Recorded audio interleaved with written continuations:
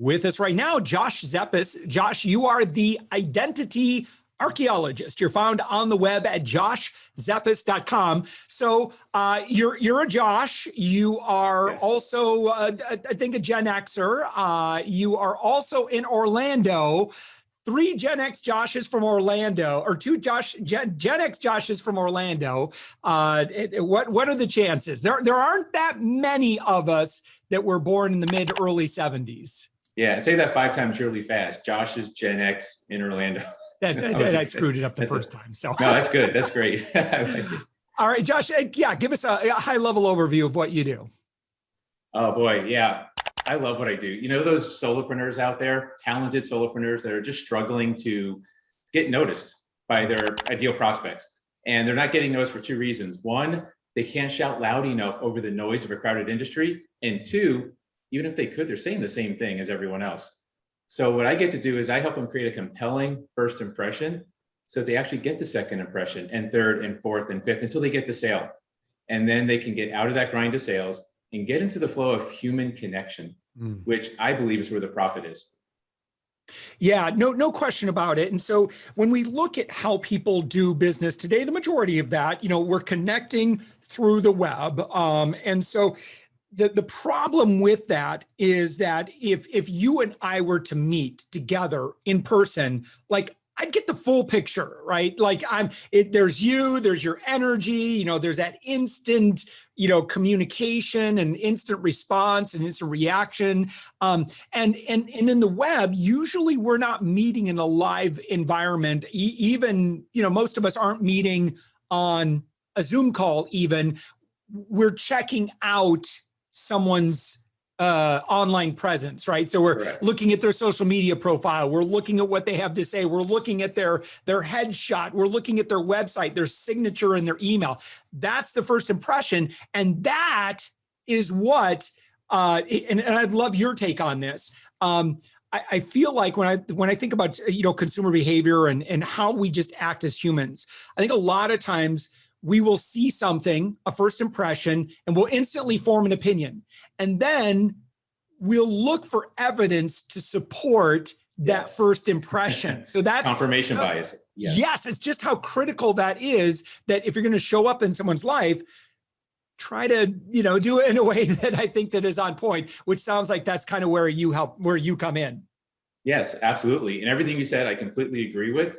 And I'm going to challenge something about the virtual presence, the Zoom meetings, that kind of stuff. I still believe you could be 95 to 98% of the way there as if you were in person, because I think you can translate energy into words. I think you can translate energy into feeling.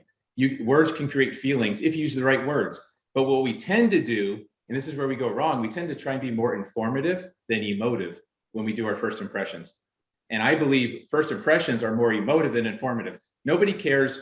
Honestly, let's be honest. No one cares what your name is up front. First time you meet someone, your profession, the name on the business card, your title, what you do even sometimes. They just want to know why you care before they care anything about what you know. So how do you bring that out? How do you just be authentic and lower the ego, lower the guard, and just be yourself for a second before you get into trying to do the dance about what you do and trying to sell them something? That's the part we're missing. And I think that part, whether you're in person or virtual, doesn't matter. If you do it right, you can still build that amazing connection. Yeah. So when you work with someone, what are you usually looking at? Like if someone came up to you and they're like, hey, can you kind of check me out and see what you think? Like what would you be looking for? Very simple. I ask them, what do you do? And see how they answer. If their answer draws me to tears, if their answer moves me emotionally and makes me want and compels me to want to learn more, compels me to want to sit them down and say, please, can I just share time with you? If I get that feeling, I'm like, you're doing something right. Let's go look at everything else. Let's go look at your web copy. Let's go look at your social media. Let's go look at how you're doing presentations. I want to see your PowerPoint. I want to see how you present yourself. But if I don't get that feeling, then there's definitely work I can do for them. I can help them with. And I want to bring that out.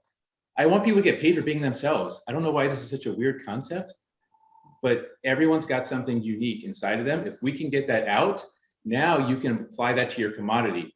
your commoditized service. Everyone's got a commodity, right? I don't care if you're doing PR, if you're real estate, if you're insurance, if you're a life coach. The actual processes are just commodities because someone can come along, do it better, faster, cheaper. But what if you can take your uniqueness, your brand, I call it your personal brand, and make it something different that now attracts the right kind of person that you want to work with? Wow. Yeah. So that's really interesting because I think that if you were to ask me, like I'm sensitive, like I don't want people to feel like I'm giving them an elevator pitch. Right. But I am very enthusiastic about what I get to do. And I think that kind of rolls into my personality, right? Like I want to show up in a very authentic way for people. So Right. like what might be some advice that you would offer me in this, if you don't mind? Yeah. Just in terms of like, so ultimately what we do is, we leverage authority and platform. My passion is, those fellow CEOs, those fellow consultants, they're just spending all their time, just trying to hustle and get out there and be seen and that sort of thing. And I've done that. But I also know how frustrating that can be. It's like, man, I just did all this work and I didn't get any sales out of that. At least I don't think so. So I'm giving you a long answer. Hoping you can maybe help me kind of tighten this up a little bit. But see, that's who I serve because I know what it's like to be that overworked CEO. There's just always, it's almost like I'm going so way off the reservation here, but that pressure, like you've heard of car salesmen, like, oh my gosh, I can never leave the lot because you never know when a customer might show up. Well, CEOs do the same thing. Like, oh my gosh, I can never leave Clubhouse or social media because I got to keep out hustling and keep on selling out there. Like I'm going to absolve them of all of that. And instead set up a system where you can create, using platform and your own authority, you can have all of your dream customers come directly to you. All right. So that's kind of a long way of explaining what I do. And, again, when I say platform, we leverage podcasts and so forth. And as a result, I'm able to get them all the sales they want. And again, for higher tickets kind of stuff. All right. Help me out, Josh. Where do I go from that mess? Yes, that's a lot of stuff. That's great. I want to talk to you about that too, more specifically, because I'm working on something very similar, not similar to what you're doing, but the concept is similar. But first, you said pitch, and I want to make something clear. One thing I don't like pitches. In fact, I don't create pitches. I create flows. Pitches are these static words that you just try and memorize, but a flow is different. A flow is more of, I want to know how you feel that day. I want to know what pisses you off. Right? I would rather, instead of you stand up and say, I'm Josh, I do this, I'm looking for this prospect, I am, I call it a case of the yams disease. I am. Instead of that, what if you just said, what pisses me off? Let me tell you, Josh, it's a dagger to my soul every time I see a talented solopreneur talking with someone and they can get the time of day from their ideal prospect, because I know they're worth more. I know if they can get that meeting, they would shine. And they would get a new client and business would flourish. They'd be happy. Their client would be happy. The economy would be happy. And when that doesn't happen, it just drags me down to hell, essentially. So that's why I'm on a mission and then you just go, I would just rather you just, but be honest about it. Share really what pisses you off, what excites you. You know what? Share your mission. Share why you get out of bed that morning. We don't want to be vulnerable. We don't want to allow these true feelings to come out. And I think it's debilitating us. It's hurting us in business because people are dying for authenticity. They just want to know this stuff. So anyways, I just wanted to comment on that. What you said in the beginning. No, I'm getting this. This is good because I've heard this. I remember, you don't know John Livesey, do you? Does that name sound familiar? No. You and he have some similar messaging and energy. Really cool guy. Really, really cool guy. But he's also like, when you talk about like what you do, how ... right? Yeah. And then you kind of explain whatever. As I remember what he was talking about. And so I love this. I love that you're adding so much emotion to that, how ... right? And it's like, you can tell from how you explained that this isn't just, hey, I'm just going to take you through a mental exercise right here. No. I feel your passion and, like this is your mission, right? You have to solve this problem. So yeah, you know what this comes down to too? It's called your stand. So many people don't stand for anything. We flip flop in the wind. We don't. We just wherever our client. You know what I hear people tell me. Well, I want to create my brand, but I need to know where my clients want because I want to make sure my brand reflects my clients. I said no, wrong, stop. Two things. One, your brand is you. It's your stand. It's what you will never violate, no matter who you're talking to, no matter what you're doing, because that's magnetic, man. When people are attracted to people going somewhere. So when you can say, you know what, Josh, this is what I stand for. This is my mission. Here's where I see the world going. I'm going this way. By the way, you can hop on my train. You can stay at the station. I don't care. Either way, I love you, but this is where I'm going. So what do you want? You want to hop on or you want to stay at the station? Your choice. Yeah. When you can have so much clarity and confidence and conviction in what you do, that's what attracts people. It's not really the words, right? People want to know, they want to follow people going somewhere. Almost anywhere, to be honest, but really at least going somewhere. Yeah. Yeah. I dig this. All right. So Josh, tell me like who, like you've been working with, like, you know, what's the problem? I know you kind of illustrated this a little bit, but maybe like a case study or something like that would be great. Yeah. I've been attracting, so the people I've worked with the most are coaches and consultants, mainly because their industry is so crowded. You know how many business consultants are out there? How many entrepreneurial success consultants, how many life coaches, how many emotional intelligence coaches. So that's really where I found I shine. It's easy for me to build rapport and bring people in. I just finished with a client yesterday. We spent probably about 9 weeks together. We did a lot of stuff, and he's an IO psychologist. He goes into corporate America and he helps technical managers become transformational leaders. And he does this coaching. Now, on the surface, it's very dry, right? It's very analytical. And that's why he was struggling. He's like, how do I get this message out in an influential, compelling way? So we took this message, we created a message of no more bad bosses, right? It came out of him. I didn't create this for him. I just kind of pulled it out. He's like, you know what? I've had so many bad bosses, and those bad bosses create more bad bosses. That's my mission. I want to get rid of all the bad bosses out of corporate America. Yeah. And that's what's driving him. Boy, on that subject, it's so funny because my wife and I were just having a conversation on Saturday about like the worst bosses that we've ever had. Yes. And like, you know, you hear these stories and of course you see, you know, versions of it in TV shows and movies and stuff like that. And you're like, I cannot believe that these bad bosses exist. It's so funny because we were just talking about that. And I'm like, I feel like I'm a pretty good boss. I don't know. But what a great area for nobody wants to be a bad boss. So here's how he's messaging it. He's messaging it in a way where like, look, nobody wants to be a bad boss. Yes. We're bad bosses because that's all we know. Yeah. We don't even have the perspective. So that's why he's the coach that gets to come in and help them change that. That's nice. Yeah. That's memorable rather than I do leadership development. Yeah. How many people say that? I'm an executive coach. I do leadership development in corporate America. It's like, as soon as someone says that, you're like, snooze, like, all right, you're checked out. Wow. So I'm wondering then, you know, with something like what we were talking, you know, what I was sharing with you earlier, like if I really, you know, because I like that, you know, he's the guy that helps rid the world of bad bosses. Like that is great branding. Like, and I'm thinking, you know, I'm coming at it obviously from a media perspective or PR perspective. I'm like, man, I can work with that. That is, that's gold right there. That's something that, you know, when I pitch to a reporter, they'll remember it. You know, it's like, oh, that's the bad boss guy, right? That's what they're going to do. So similarly, like, that's interesting. Now you got me thinking about this. Like, you know, I need to, because it drives me insane when I see, you know, high level consultants and otherwise successful people, and they just feel desperate on social media when they're constantly pitching and selling their thing. It's just icky. It feels icky.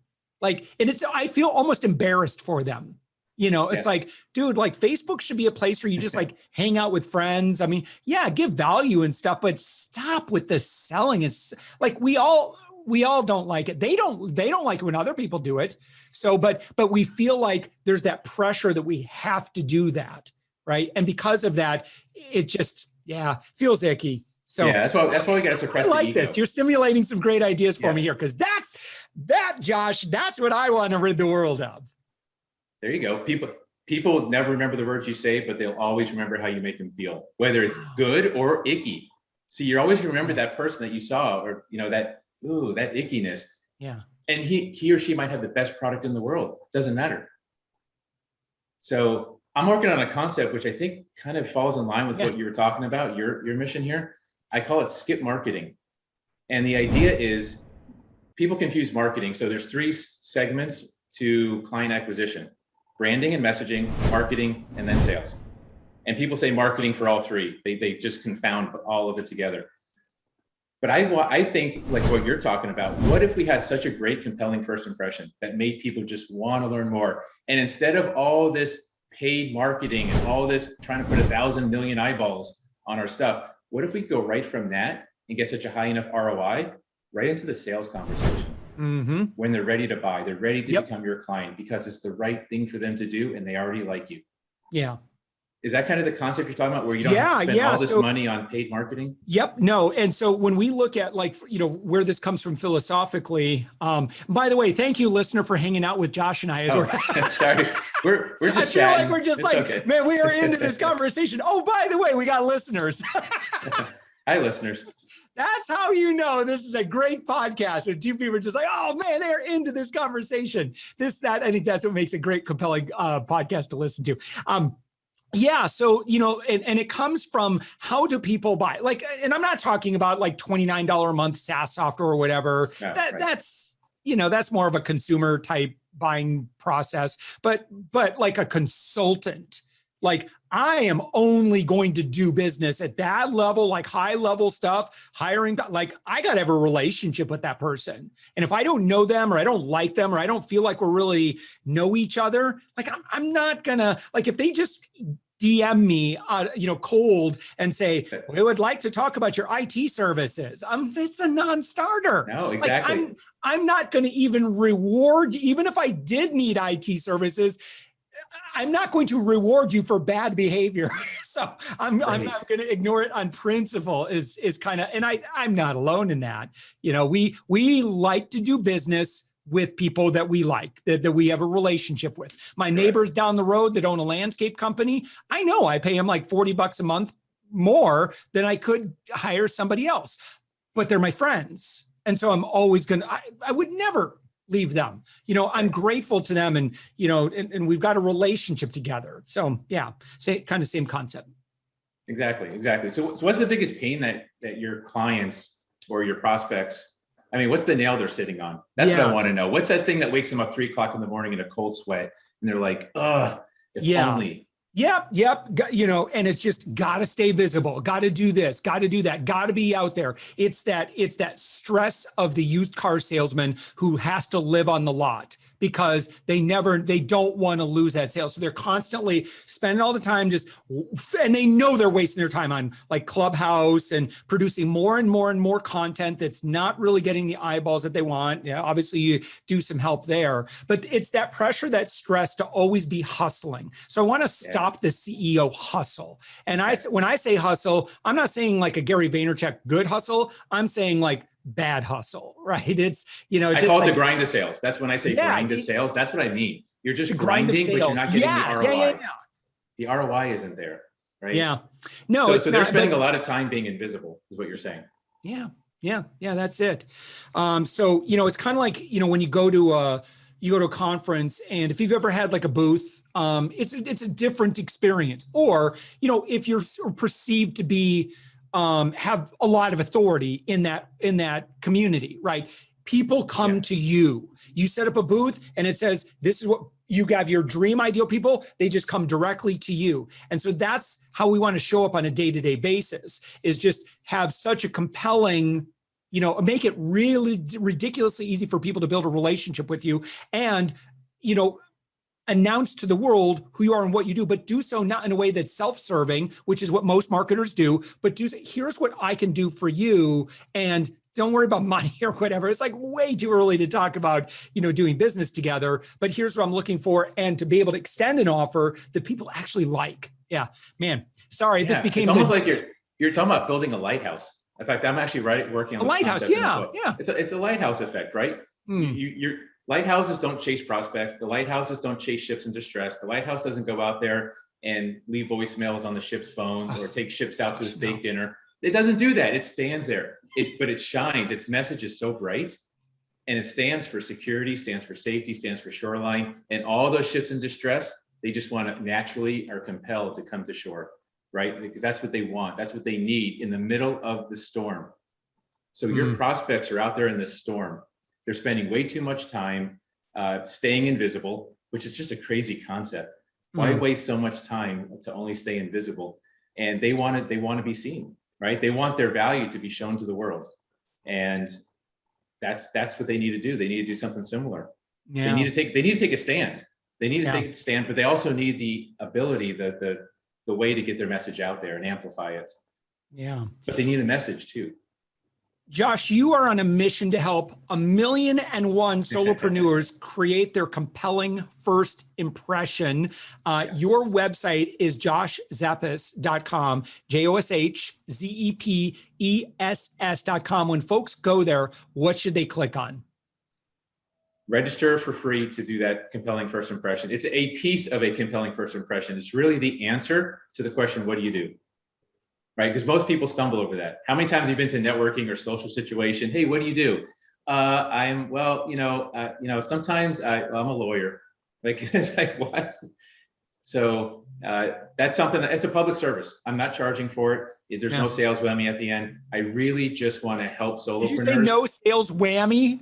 There's no sales whammy at the end. I'm not going to say, hey, now that I gave you this business asset, sign up, let's work together. I don't do that. I just want you to have this, use it.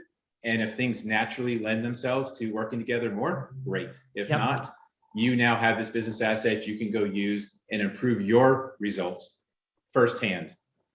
Yeah, I love that. When you trust other people, like just show up in their life in a positive way and just trust that people are smart, right? If they see that there's an opportunity and you've made it clear, how you can continue to help them without selling them necessarily.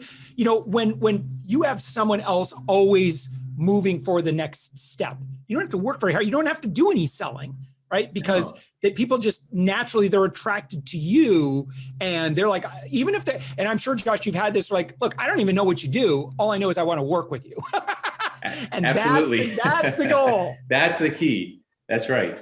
That is the key. That energy, that connection where they're just like, this is a good person. Now, so emotion comes first, then informative comes later. So once they're connected emotionally and invested, then it's the time to share, and people confuse two things. What do you do and how do you do? How do you do it? Like life insurance, it's an easy example. People say, I sell life insurance. I'm like, that's not what you do. Yeah. You make sure that my daughter can still afford college if I die in a car accident tomorrow. That's what you're doing. How you do it is through life insurance. Stop talking about the how, please. No one cares the how. Just talk about what you actually do for me and how it impacts my life. That's it, right? That's how you be compelling. That's how you be likable. Because when someone says that to you, Josh, you're like, hey, I like this guy. He actually cares about my daughter. He really does want to help my family. Yeah.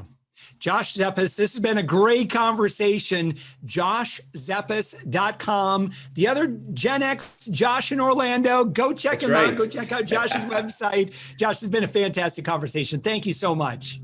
Thank you as well, Josh.